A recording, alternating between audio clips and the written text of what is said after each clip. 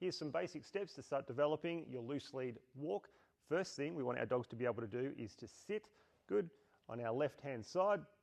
The next thing we want to do is a spin on the takeoff, a 360-degree spin, then back into a sit. The reason we do this at the start is to stop the dog from lunging when we take off. We actually fade this out at about the 2-week point, but we use it at the start to stop that lunging. You can use whatever your loose lead walk cue will be at this point.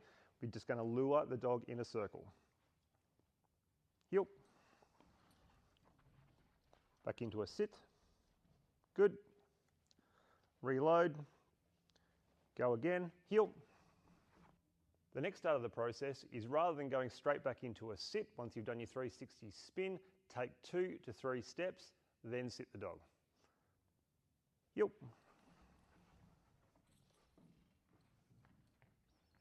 Good.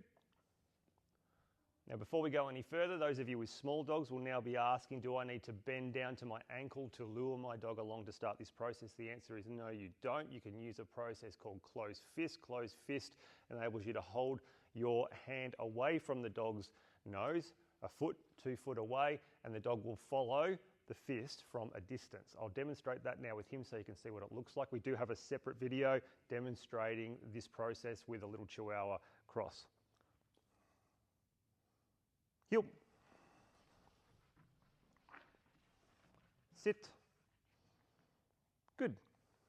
Now we've been doing 360 clockwise turns. We want to now start doing 180 left hand or anti-clockwise turns. All of this is about keeping the dog focused and engaged with us through this early process. Heel. So I'll start with the 360, a few steps forward. Now I'm going to turn into the dog space. Now we have practiced this. Hot tip, I have got a focused heel video up demonstrating how we build a little bit of rear end awareness, which will make this nice and neat. It won't look as neat as this when you start with your dogs. We're about 2 weeks in now. We want to start varying the process. We've trained a lot of base skills. We want to start mixing them up so it's not as predictable. Work in about a 50-meter stretch out the front of your house and just vary the whole thing. Do 180 turns, 360 turns, 5 steps, 10 steps in a row, just mix it up, and we wanted to start adding some variation to the whole process. Heel.